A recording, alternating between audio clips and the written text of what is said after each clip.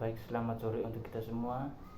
Kami dari Prodi Akuntansi kelas E akan mempresentasikan hasil diskusi kelompok kami mengenai sistem informasi akuntansi. Perkenalkan, nama saya Kansius Batadangadi. Saya Gregoris Mulyono Tagul. Sistem informasi akuntansi. Satu, sistem. Pengertian sistem. Sistem dapat didefinisikan dalam dua pendekatan. Kedua pendekatan tersebut adalah pendekatan yang menekankan pada prosedurnya dan pendekatan yang menekankan pada komponen atau elemennya. B. Karakteristik sistem. Karakteristik sistem atau sifat-sifat yang dimiliki oleh suatu sistem adalah sebagai berikut: komponen sistem, batas sistem, lingkungan luar sistem, masukan sistem, keluaran sistem, pengolah sistem, dan sasaran sistem. C. Klasifikasi sistem. Sistem dapat diklasifikasikan dari beberapa sudut pandang. Di antaranya adalah sebagai berikut. 1. Sistem diklasifikasikan sebagai sistem abstrak dan sistem fisik. Yang kedua, sistem diklasifikasikan sebagai sistem alamiah dan sistem buatan manusia. Yang ketiga, sistem diklasifikasikan sebagai sistem tertentu dan sistem tentu. Yang keempat, sistem diklasifikasikan sebagai sistem tertutup dan sistem terbuka. 2. Informasi. A. Pengertian informasi. Suatu sistem yang kurang mendapatkan informasi akan menjadi luruh, kerdil, dan akhirnya berakhir. B. Kualitas informasi. Kualitas dari suatu informasi tergantung dari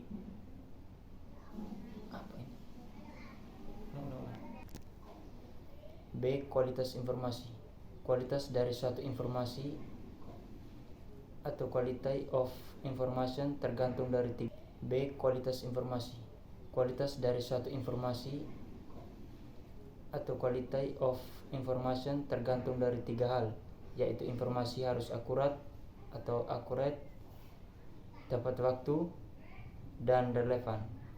Informasi yang akurat berarti informasi harus bebas dari kesalahan dan tidak bisa tahu menyesatkan. Salah. C. Nilai informasi. Nilai dari informasi ditentukan dari dua hal, yaitu manfaat dan biaya mendapatkannya. Biaya mendapatkannya. C. Nilai informasi. Nilai dari informasi ditentukan dari dua hal, yaitu manfaat dan biaya.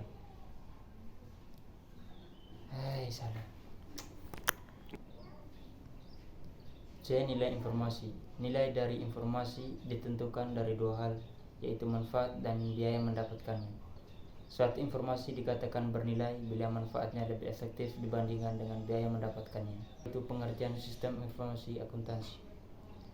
Sistem informasi akuntansi adalah suatu sistem yang terdiri dari berbagai formulir, catatan, dan laporan yang telah disusun dan menghasilkan suatu informasi keuangan yang dibutuhkan oleh perusahaan.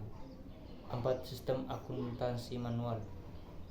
Sistem akuntansi manual adalah sistem pencatatan yang tradisional, yaitu pencatatan dengan menggunakan dokumen, jurnal, dan buku besar. 5. Sistem akuntansi berbasis komputer. Sistem akuntansi berbasis komputer yaitu sistem pencatatan yang melibatkan komputer, yaitu disajikan dalam 4 jenis file. 6. Fungsi sistem informasi akuntansi. Berikut ini adalah beberapa fungsi dari sistem informasi akuntansi. 1. Mengumpulkan semua data kegiatan bisnis perusahaan dan menyimpan data tersebut secara efektif dan efisien. 2. Mengambil data yang diperlukan dari berbagai sumber dokumen yang berkaitan dengan aktivitas bisnis. Yang ketiga, mengubah sekumpulan data menjadi informasi keuangan yang dibutuhkan perusahaan. 4. Sebagai suatu sistem pengendali keuangan agar tidak terjadi suatu kecurangan.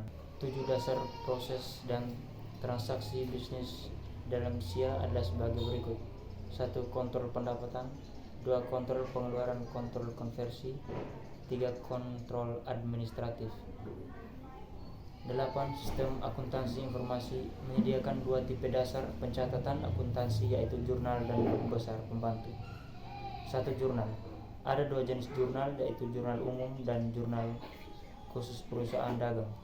Semua entry penjualan dapat dicatat di jurnal umum yang mengharuskan setiap debit dan kredit dimasukkan secara manual. Jurnal khusus digunakan untuk mencatat jenis transaksi serupa. Buku besar. Buku besar pembantu adalah daftar semua transaksi. Dua buku besar. Buku besar pembantu adalah daftar semua transaksi yang membutuhkan akun buku besar umum. Sistem teknik dokumentasi. Sistem teknik dokumentasi. 1. Dokumentasi sistem. Dokumentasi sistem merupakan suatu kegiatan merekam aktivitas transaksi keuangan secara prosedural yang dijelaskan dalam bentuk visualisasi atau gambar dengan simbol-simbol dokumentasi sistem yang telah distandarkan atau diseragamkan sebelumnya. Yang berikut kegunaan teknik dokumentasi sistem. Pengembangan sistem informasi tersebut menjadi dua metode, yaitu 1. Pendekatan konvensional, 2. Pendekatan terstruktur modern. A. Teknik dan alat bantu konvensional. 1. Prosedur kerja, 2. Tujuan analisis prosedur. B. Teknik dan alat bantu terstruktur modern. Teknik terstruktur adalah kumpulan teknik, metodologi, dan perangkat untuk membangun sistem perangkat lunak yang menyertakan metodologi pemrograman, analisis, perancangan, coding dan testing, konsep manajemen, proyek, dan perangkat dokumentasi. Teknik penipuan dan penyalahgunaan komputer. 1. Serangan dan penyalahgunaan komputer. Hacking, akses modifikasi atau penggunaan yang tidak seatas perangkat elektronik atau beberapa elemen dalam sistem komputer. 2. Rekayasa sosial. Rekayasa sosial atau teknik atau trik psikologis yang digunakan agar orang-orang mematuhi keinginan pelaku dalam rangka untuk mendapatkan akses fisik atau logis ke sebuah bangunan, komputer, servis atau jaringan. Biasanya untuk mendapatkan informasi yang dibutuhkan untuk mendapatkan data rahasia. Program stenografi, sebuah program yang dapat menggabungkan informasi rahasia dengan sebuah file yang terlihat tidak berbahaya. Kata sandi melindungi file, mengirimkannya kemanapun dia di dunia, di mana file dibuka dan informasi rahasia disusun ulang. Ikut pengendalian sistem informasi. 1. Pengendalian umum. Pengendalian secara umum merupakan pengendalian yang paling luar dari penerapan sistem informasi. A. Pengendalian organisasi. Pengendalian organisasi adalah pengendalian dari segi keorganisasian tempat sistem informasi akan diimplementasikan.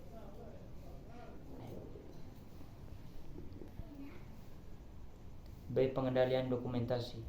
Pengendalian dokumentasi berisi deskripsi, penjelasan, bagan alir, daftar, cetak komputer, dan contoh objek dari sistem informasi. Jangan ulang dari A. Dari A saya ulang dulu. A. Pengendalian organisasi. Pengendalian organisasi adalah pengendalian dari segi keorganisasian tempat sistem informasi diimplementasikan. B. Pengendalian dokumentasi. Pengendalian dokumentasi berisi deskripsi, penjelasan, bagan alir, daftar, cetakan komputer, dan contoh objek dari sistem informasi. Yang ke-C. Pengendalian kerusakan. Perangkat keras kelangsungan sistem informasi akan terganggu apabila perangkat keras mengalami kerusakan. D. Pengendalian keamanan fisik. Pengendalian keamanan fisik diperlukan untuk menjaga keamanan terhadap perangkat keras, perangkat lunak, dan manusia dalam perusahaan. Pengendalian kedanaan data. Pengendalian keamanan dapat dicapai dengan menjaga integritas dan keamanan data.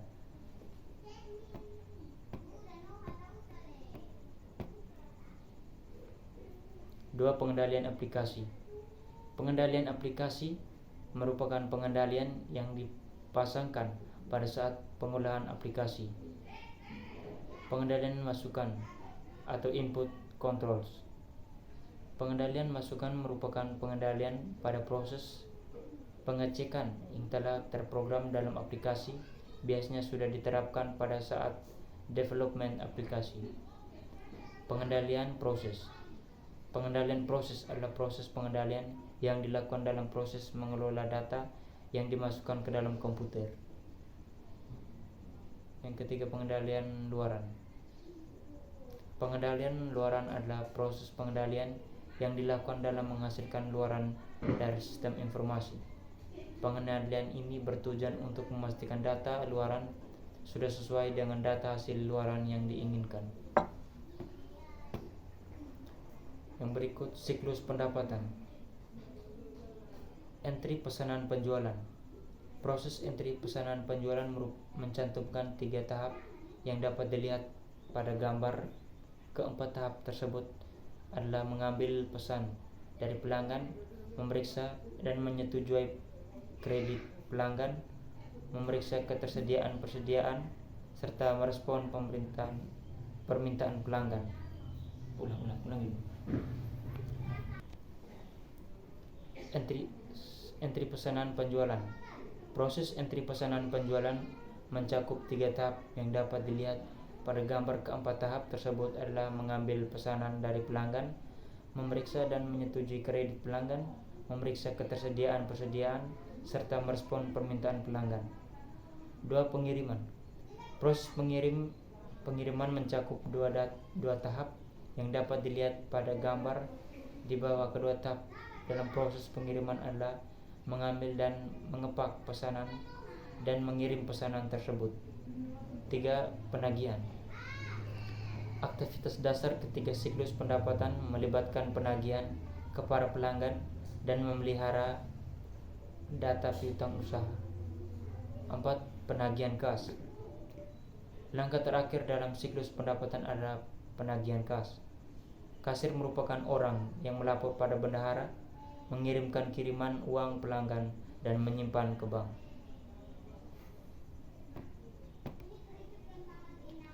5. Penagihan kas.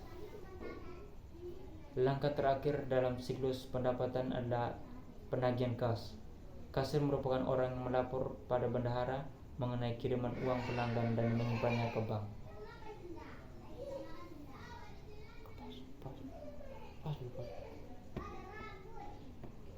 Penduk bilangan nih kayaknya.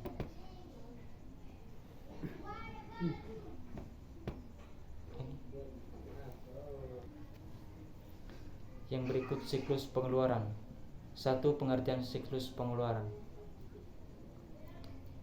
Siklus pengeluaran menurut Romei dan Steinberg 2015. Siklus pengeluaran adalah rangkaian kegiatan bisnis dan operasional pemrosesan data terkait yang terhubungkan dengan pembelian serta pembayaran barang dan jasa. 2. Dokumen-dokumen yang digunakan pada siklus pengeluaran. Menurut Mulyadi tahun 2016, berkait dokumen-dokumen yang digunakan pada siklus pengeluaran yaitu 1. Surat permintaan pembelian, 2. Surat permintaan penawaran harga, 3. Surat order pembelian, 4. Laporan penerimaan barang, 5. Laporan dua dokumen-dokumen yang digunakan pada siklus pengeluaran. Menurut Mulyadi tahun 2016, berkaitan dokumen-dokumen yang digunakan pada siklus pengeluaran yaitu 1. Surat permintaan pembelian, 2. Surat permintaan penawaran harga, 3. Surat order pembelian, 4. Laporan penerimaan barang, 5. Laporan penerimaan barang dan jasa, 6. Bukti kas keluar.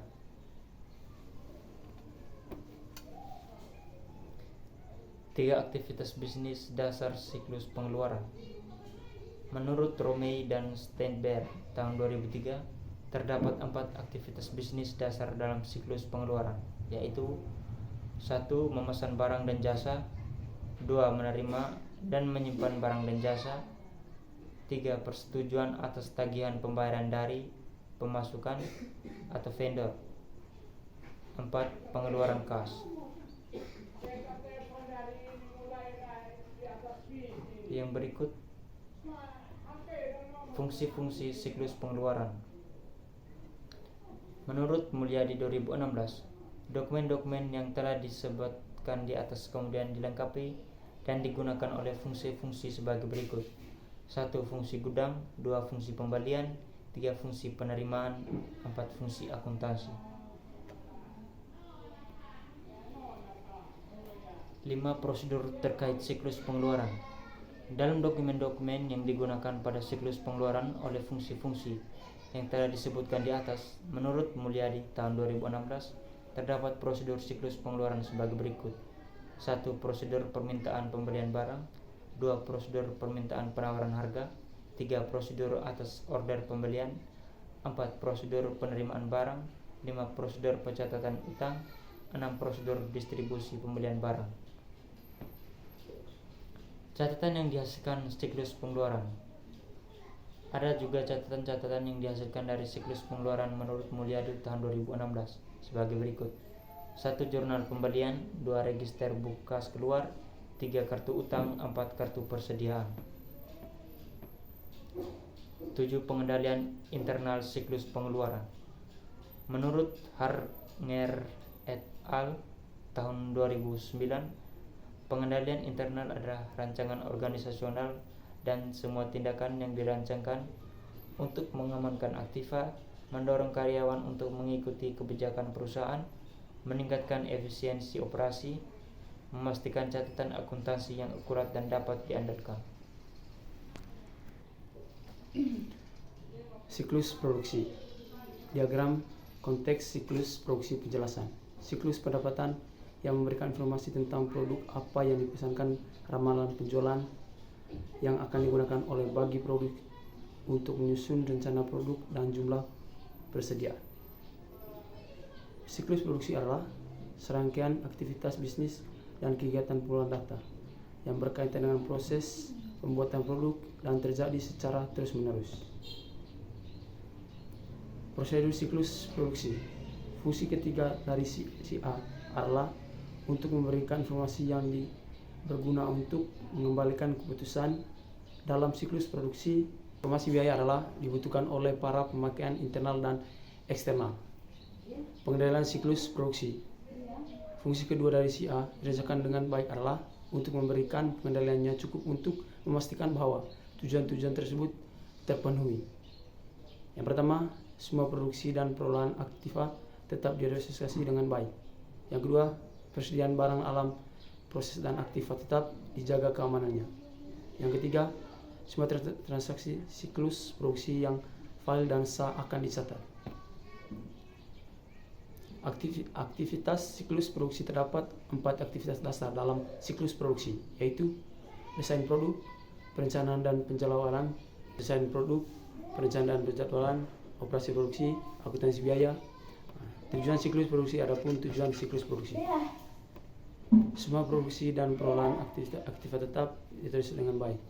Persediaan barang, semua transaksi siklus produksi yang valid dan sah dan dicatat. Semua transaksi siklus produksi dicatat dengan akurat. Catatan yang akurat dipeliharakan dan dilindungi dari kehilangan. Aktivitas siklus produksi yang dilakukan secara efisien dan efektif. Siklus manajemen SDM. Pengertian siklus manajemen sumber daya manusia. Siklus manajemen sumber daya manusia (SDM) merupakan salah satu siklus bisnis dalam si A yang pasti terdapat dalam sistem operasi bisnis suatu organisasi.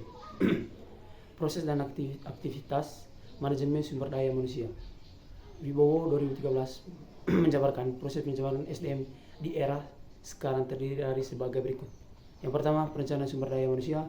Yang kedua, rekrutmen dan seleksi. Yang ketiga, pendapatan karyawan. Yang keempat, pemberian kompetensi dan penghargaan. Yang kelima, pembangunan karyawan. Yang keenam, ancaman dan pengendalian siklus manajemen sumber daya manusia. 1. Ancaman pertama yaitu data induk yang tidak akurat atau tidak valid. Yang kedua, ancaman kedua yaitu pengungkapan yaitu tidak diotorisasi atas informasi yang sensitif seperti gaji, tunjangan, dan evaluasi kinerja.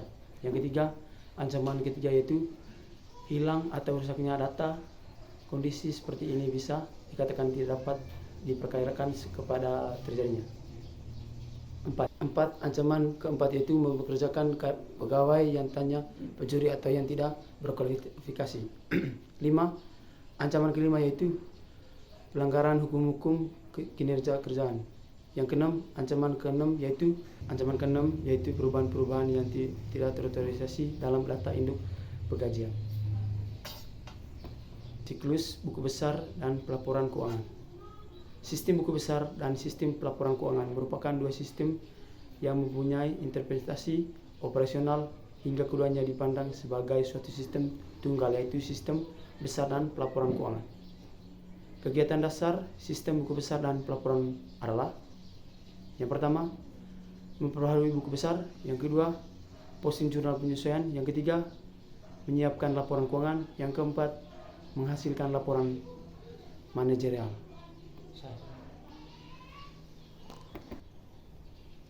Fungsi utama dari sistem buku besar dan pelaporan adalah untuk mengumpulkan dan mengatur data dari yang pertama, masing-masing subsistem siklus akuntansi; yang kedua, bendahara; yang ketiga, departemen anggaran; yang keempat, controller; yang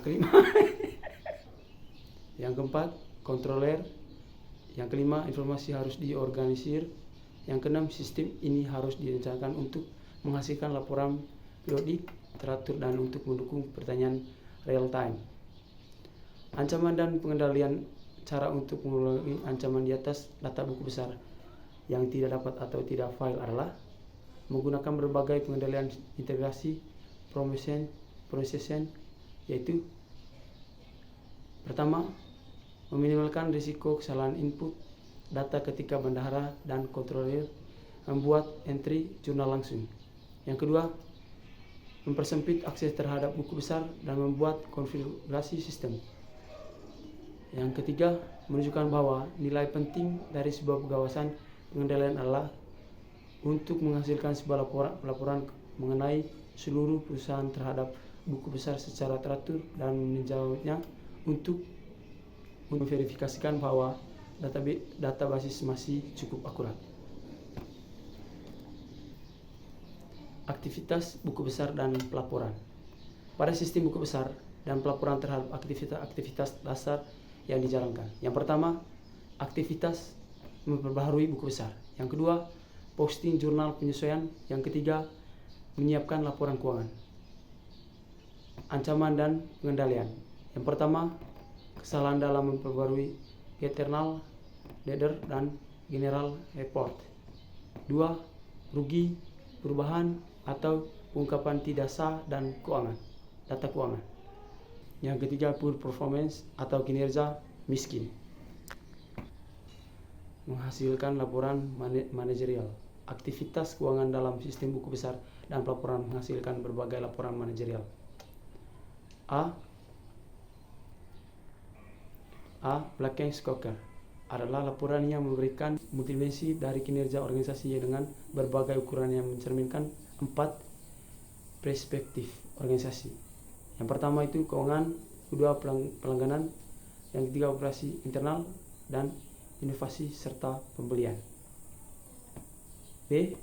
Menggunakan gudang data untuk intelijen bisnis. Gudang data berisi rincian dan ringkasan data untuk beberapa tahun dan menggunakan untuk analisis daripada untuk prosesan transaksi. Berikut prinsip gambar desain. Akuntansi dan IS profesional dapat membantu manajemen mengenai informasi yang berlebihan dengan menyebarkan grafik dan menyoroti dan memberikan fakta-fakta penting yang membuat Berkheart mudah dibaca. Yang pertama, gunakan judul yang merangkum pesan dasar. Yang kedua, sertakan nilai data dengan setiap elemen. Yang ketiga, gunakan 2 dimensi bukan 3 dimensi bar. Yang keempat, gunakan berbagai nuansa abu-abu atau warna, bukan pola, titik, atau garis-garis. Yang terakhir, beberapa dilakukan secara otomatis oleh perangkat lunak. Sekian hasil kerja dari kelompok kami. Atas perhatiannya kami ucapkan terima kasih.